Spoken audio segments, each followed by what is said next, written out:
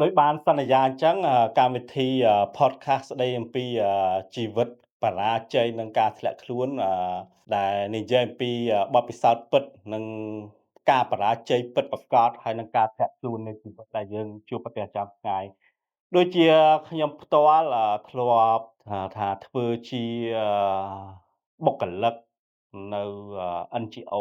យូរហើយជាង10ឆ្នាំដែរហើយការសិក្សាក៏គ្រាន់បើដែរនៅរៀន MA គឺ Master ដែរប៉ុន្តែជីវិតខ្ញុំក៏បានបរាជ័យនិងធ្លាក់ខ្លួន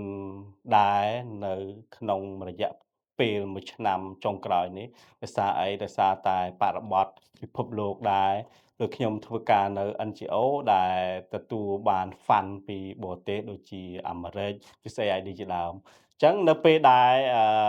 Fund USAID ត្រូវបានបង្កកដោយប្រធានាធិបតីដូណាល់ត្រាំនោះគម្រោងទាំងអស់ត្រូវបានផ្អាកឈប់ទាំងអស់អញ្ចឹងការងារក៏គ្មានសព្វថ្ងៃជីវិតធ្លាក់ខ្លួនក្លាយជាកសិករដ៏កំសត់មួយហើយ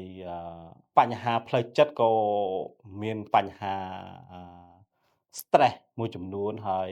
បញ្ហាផ្សេងៗក៏មានជាប់នៅក្នុងចិត្តហើយជីវិតយើងក៏ជួបបញ្ហាបរាជ័យ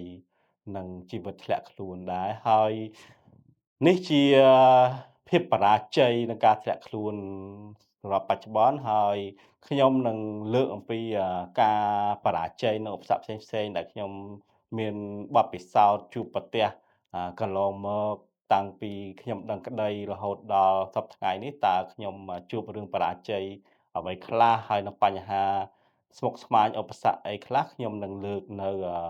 podcast វគ្គក្រោយអំពីភាពបរាជ័យរបស់ខ្ញុំបាទសូមអរគុណ